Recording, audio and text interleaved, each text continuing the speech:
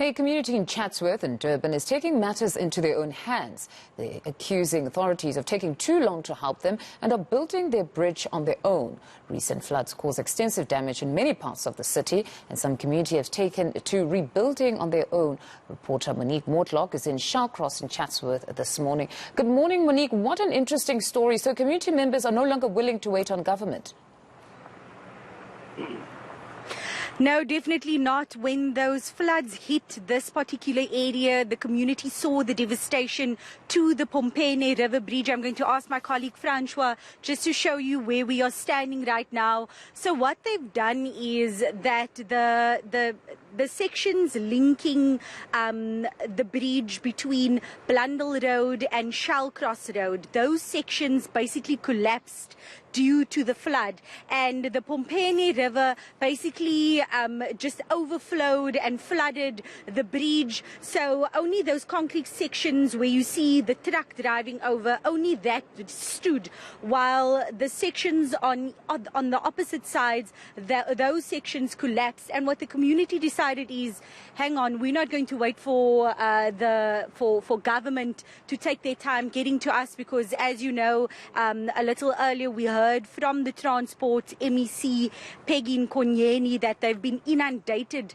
by complaints from across the province, and they've been struggling to get to each and every community in need, and she did say that it's going to take time.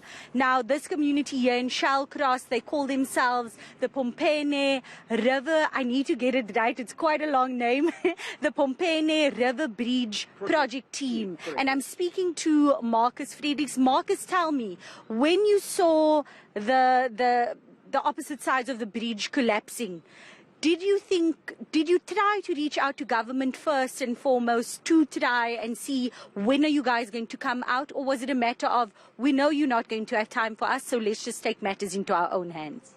Monique, correction, my name is Marcus Richards. Marcus Fredericks is my third cousin from Cape Town. Yes, we did, but unfortunately, after the floods, we realized after about 2 weeks that disaster management was never going to hit the ground running, especially in our area. And we remain apolitical, so we will not make any political statements or comments right now. But it was up to the community themselves to get this bridge sorted out, the approaches to the bridge sorted out. And tell me, how did that work? What was the thinking behind it? How did you get, because I'm sure that a project of this magnitude is no cheap feat. Okay, to put you in the picture, the brainchild of this entire project was my colleague on my right and brother Vernon Kiston. Next to him, Mr. Kader Ghulam. Both activists in the area, activists on the ground for many years. And they were busy prior to that with other flood reliefs: water, sanitation, electricity, food, housing and shelter for the community in Shallcross and beyond. They came up with the idea that this was going to be an essential project to tackle because of what was happening, but protests outside the area, our area was completely gridlocked in. Our people literally were held hostage within their own community with protest action at the various key points, exit and ingress into our community.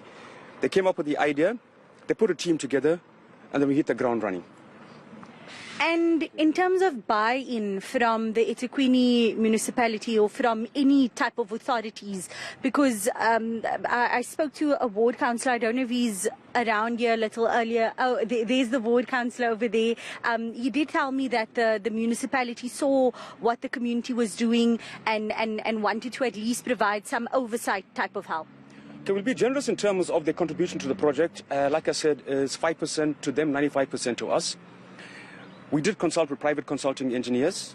I reached out to Ward Councillor Chris van den Berg to say to him, you need to formalize a meeting between this municipality and the project team, which we had a in-local meeting here with Peter Fenton, Chris van den Berg, Ward 71 Councillor Fatima Ismail, and the project team. We gave our plan to them via our private consulting engineer. They came up with a similar plan. They said, okay, guys, we're on par. We can give you limited support, but we said that's what we want. Then the project is now official, and that's how we hit the ground running. And just in terms of safety, how safe is this bridge? Okay, can you give the security that it's safe? Yes, it was a joint agreement by the municipality and the team that was involved here. An agreement was reached, they assessed it, and that it was safe access for the community to go through. Because obviously, just my final question would be, if if anything should happen, say, God forbid, there is some structural damage to it, or it collapses while someone is driving on it, who ultimately holds responsibility for it? You as the community, the eThekwini municipality?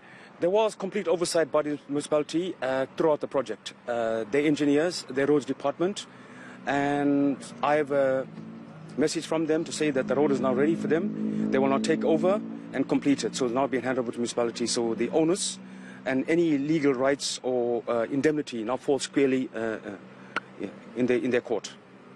Thank you very much. There you heard it from Marcus Richards from the Pompene River Bridge project team, and these are the team members behind me. They are very proud of the feat that they managed to do. And if you do have those visuals up there of what the bridge looked like before, and just the devastation that the floods caused, and looking behind me at what they've managed to achieve, and just how busy this road is. We've seen cars, at least dozens of cars passing by since we've arrived here about an hour ago, and this is quite an important bridge. And as you heard from Mr. Richards, that when those sections had collapsed, the community was basically held hostage because there was no thorough way between getting from Blundell Road to Shallcross Road. But now, thanks to the efforts of the community members and of generous donors and some buy-in, some help, and